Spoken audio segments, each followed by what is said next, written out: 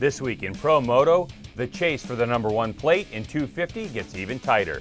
And we talk to a first-time overall winner. Show you 2 Moto America races that were decided by less than a second.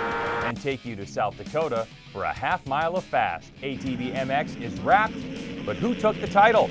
That and more only on the Racer X Show.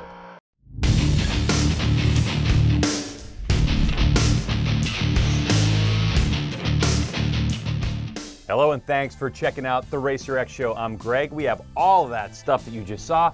Plus, we're going to show you who's representing the U.S. at the Motocross the Nations this year and how you can win a 450. We've got a lot to do, so let's get going. The Racer X Show with Greg White is being presented by Acherubi's Soul and Passion, and by Yoshimura, the leader in performance exhausts. First up, the motocross segment presented by Acherubi's with the Lucas Oil Pro Motocross Championship back in action at Unadilla. The big chatter is, of course, the 4-point gap in the 250 title chase. It's close between Red Bull KTM's Marvin Musquin and Yamalube Star Racing Yamaha's Jeremy Martin. But who would have it when it all shook out? Well, here's Jason Wygant and Grant Langston with the story. Rolling hills and green pasture lands of upstate New York are the host site of round 10 of the Lucas Oil Pro Motocross Championship, sanctioned by MA Pro Racing and the Red Bull Unadilla National. Great start for Joey Savaje in the 37. Grabs the motorsport.com whole shot. Marvin Musquin in third. Innocent that was crash. Silly mistake though. He had nowhere to go. Slides out, and then it just made it a little more difficult because he was ahead of the, well, not Cooper Webb, sorry. He had mud on there. It looked like a 1. Webb just lost the front end, gone on that drop off cam. He's stuck under the bike, asking for help.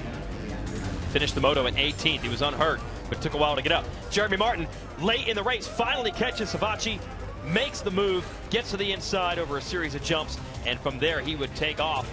Savaje would close back in at the end because he was under pressure from his teammate Aldridge and Marvin Musquin. Here they all come across the line.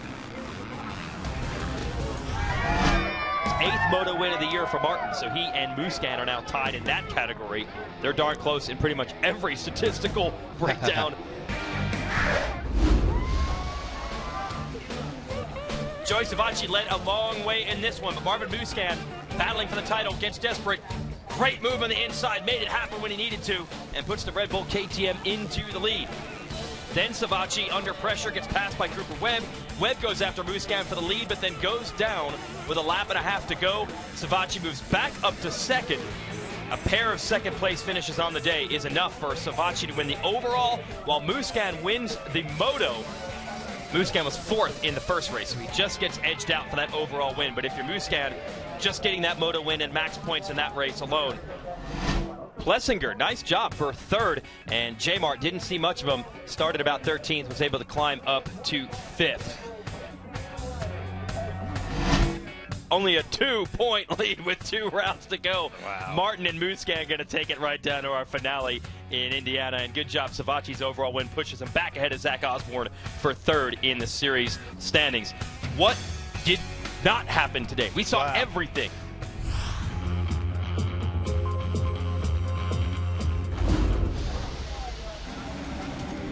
Great start for Justin Brayton on the BTOsports.com KTM, but watch Christophe Pourcel.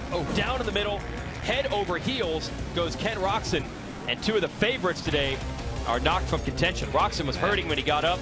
He managed to climb to 16th at the end of this race. Pourcel was 23rd, so they rode it out. Great effort, but it will not show in the results. When it's not your year, it's not your year, right? So now Brayton under pressure early from Dungey, and this is a beautiful move by your series leader. Nice underneath the 10, and that was really it. Dungey, once he had the lead, no one saw him. Checked out over Justin Barcia and takes the moto win. Trey Canard would outduel Justin Bogle and Sean Simpson to take 3rd.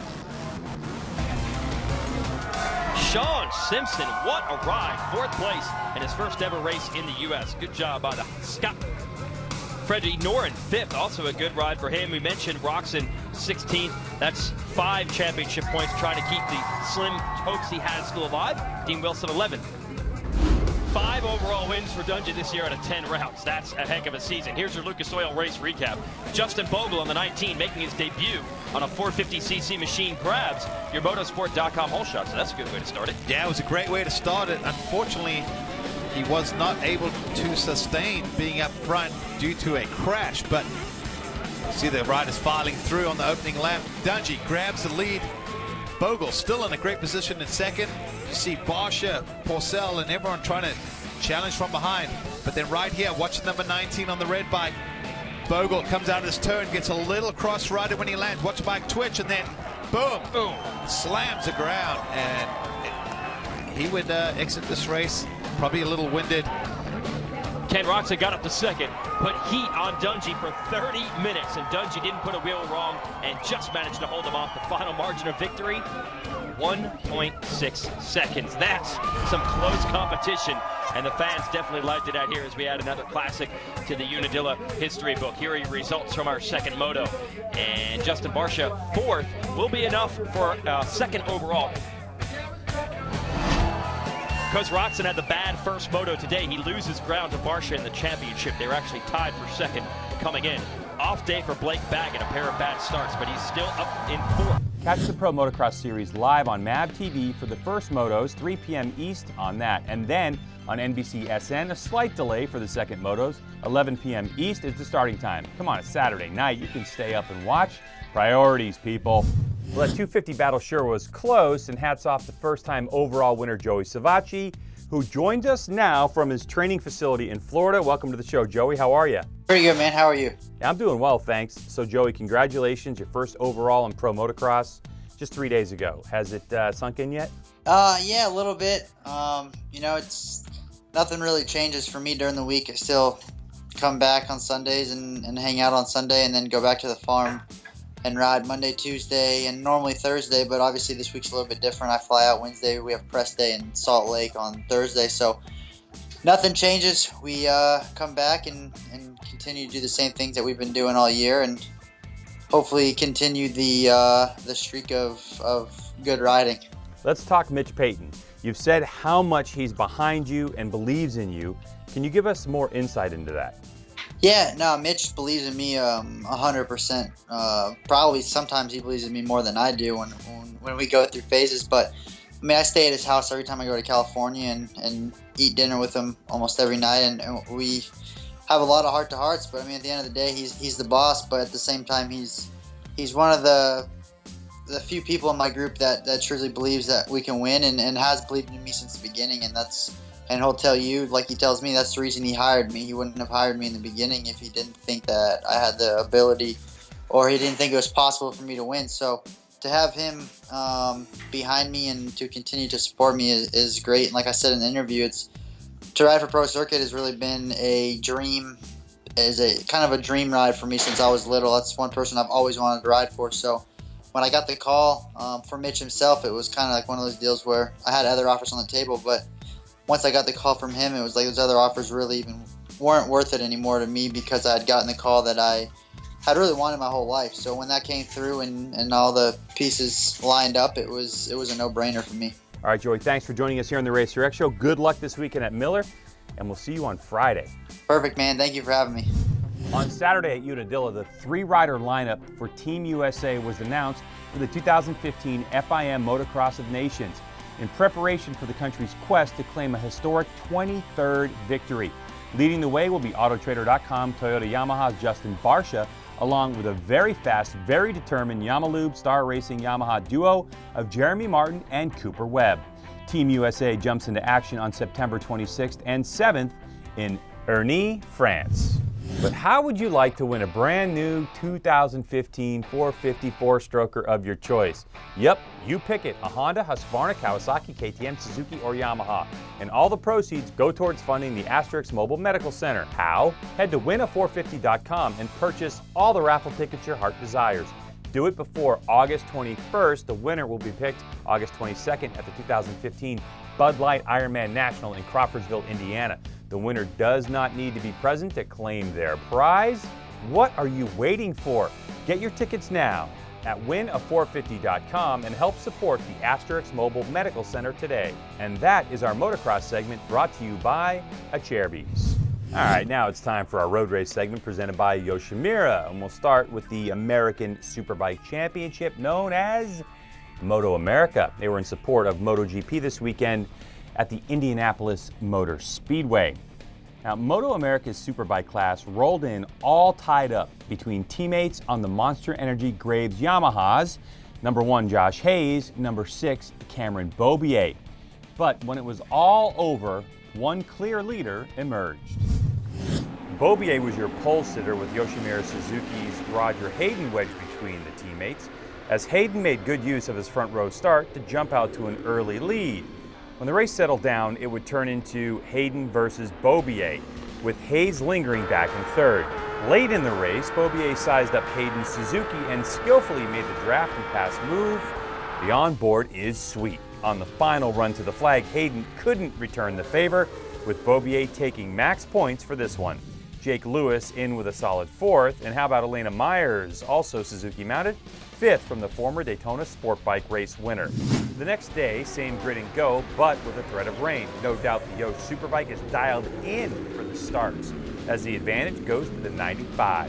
But once again, Beaubier would use the draft and pass to go to P1, but this time, Hayden had some answers. But Hayes was closing in as well. However, debris flags flying as rain is starting to come down. And that lap, the 6 and the 95 were close at the line. That would prove pivotal, because even with Hayes close and passing Hayden, the red flag came out, stopping all the race action, reverting back to the last lap completed. Cam wins by a whisker. Lewis again for 4th, with Chris Ulrich on the Geico Suzuki. He rolls off a solid 5th place finish. But up top, this is what it looks like, 18 points now. That might be a tough margin to overcome for Hayes, even though the final round heads to New Jersey, where Hayes has been the man for years. Time for a MotoGP update from Indy in what shaped up to be 2 great races. Movistar Yamaha's Jorge Lorenzo battled it out with Repsol Honda's Marc Marquez. The pair would go deep into the race until Marquez finally made his move and won by just over half a second. Marquez now has 7 wins in America. He's never lost. His teammate Danny Pedrosa challenged Valentino Rossi, passed him but made a mistake. Rossi held off Pedrosa to capture another podium finish and only lose a couple of points in the championship to his teammate Lorenzo. 9 now the margin heading into next week's race in the Czech Republic. That is so exciting, right, Chad Reed? Like I said, MotoGP heads to Brno in the Czech Republic. Fox Sports 1 has the coverage. Sunday the 16th at 7:30 a.m. East. Moto America's 1-hour highlight show from Indy airs on CBS Sports Network at 10:30 a.m. East, Saturday the 15th. Check that out. And that is our road race segment presented by Yoshimura. We now move on to the AMA Pro Flat Track, where last Tuesday night, the most talented dirt track riders in the world took to the half mile of Black Hills Speedway to race in front of a large crowd. Most were there for the infamous Sturgis Motorcycle Rally. And one storyline kept coming up. This deep in the season and leading the championship winless, can Rogers Racing Jared Mees get off the schneid and get one? Well, boom, and we go racing. And from second on the grid, Mees was able to grab the hole shot. And that would be all she wrote. Number 2 Zanardi Racing Harley Davidson's Kenny Coolbeth had been the dominant rider until the GNC1 main. And he closed the gap on Mees several times throughout the race, but never could mount anything serious. The most intense battle was for third, with Briar Bauman coming away with his second third-place finish in 2015. But hats off to Mees, who gets number 1 of 15. That start saved me, and the motorcycle ran so good, and it felt so good to get that first win. It's just so good. With the win, Mees extends his lead in the Harley-Davidson GNC1 presented by Vance & Hines point standings, and now 18 over Crosley Radio Kawasaki's Brian Smith. AMA Pro Flat Track on fanschoice.tv this weekend, around 6 hours of coverage from Peoria, beginning at 5 p.m. East. Fire up that computer and get to the watching. Well, our first summer racing series is all wrapped up, and I'm sad to say it's the 2015 Mountain Dew ATV Motocross National Championship. And it came down to the wire on Saturday as the legendary Loretta Lynn's Ranch played host. Just 15 points separated the top 2 riders. Wienen Motorsports Yamaha's Chad Wienen going for a record-breaking 4th consecutive title, and Hetrick Racing Corrosion Specialty Honda's Joel Hetrick. As for their season-long battle, well, it all came down to the final checkered flag. Before the race, if you thought Joel Hetrick was nervous, he sure didn't show it, as he once again grabbed the ATVRiders.com top qualifier for the 9th time this season. But racing is racing. And when the first moto got underway, Hetrick kept the momentum rolling by grabbing the SSI decals hole shot for the 11th time this season. But Wienen was right in the mix, quickly putting himself into second ahead of Maxxis H&M Motorsport Honda's David Hagsma Jr. With his solid points-paying position in hand and Hetrick putting on a torrid pace, it would stay like this all the way to the end. And in the end, Hetrick took his 11th moto win by 5.591 seconds ahead of Wienen, now only a 12-point advantage. With those 12 points in hand, the three-time champ needed to finish 8th or better if Hetrick went on to record the 1-1 sweep. A surprise out of the gate as Team BTF Honda's Joe Bird grabbed the hole shot just ahead of Root River Racing Honda's Josh Upperman.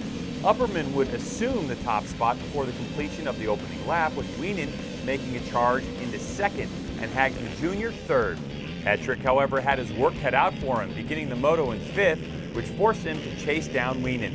Wienen put even more pressure on Hetrick by taking the top spot away from Upperman. Hetrick responded by moving up a position, but then he stalled it. That would drop him down to 8th. That incident ended Hetrick's title hopes as Wienen continued to add to his advantage over the field. Hetrick would recover for a podium position, but the man who won out the season with a moto win and the overall, Chad Wienen. Confirmation of the final ATV MX race, Brown landed on the overall podium for the 8th time with a hard-fought 3rd place finish going 3-2. But a record-breaking 4th consecutive national championship for Chad Wienen. Man, I just made some quick passes on a couple guys, and then we had Upperman out front, and man, he's keeping a good pace. I set a couple better lines and made the move on him and pulled a quick gap right away, and man, it's just so awesome. Finish out the year with a win, and here at Loretta's to wrap up the championship 4th straight, and this year we reached our goal, but we're going to enjoy this one, and so happy. Thank you. Wienen finished 2015 with a 17-point edge over Hetrick in the final standings, while Brown rounded out the top 3, 56 back from the number 1 plate. I cannot wait to see what next year brings. This weekend on MAV TV, you can catch the half-hour show from Round 8 at Spring Creek ATV National, August 15th, 10:30 a.m. on the east side, 7:30 a.m. for you folks next to the Pacific Ocean. Get out of the house and get to a race. Pro Motocross heads west to Salt Lake City for the penultimate round of the championship, Miller Motorsports Park. Come out and see if Ryan Dungey can wrap it up early. AMA Pro Flat Track races at the famed Peoria TT in Illinois. A jumpin' stuff, so much fun to watch. And MotoGP is at Brno in the Czech Republic. Share that fun with over 120,000 fans on Sunday for that one. The Racer X Show with Greg White is being presented by Cherubies, Soul and Passion, and by Yoshimura, the leader in performance exhausts.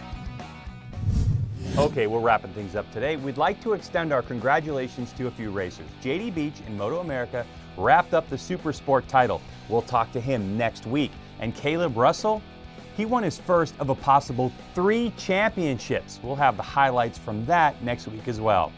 If you like the show, feel free to share it with everyone. I should have a good signal at Miller on Friday, and I'm going to do some Periscope stuff from the Pro Motocross paddock on Periscope, so you can follow me on Twitter to check that out. It's at Greg White. Well, for the fine crew here at the Racer X Show and Racer TV, thank you so much for watching. And remember, folks, we are all racing all the time.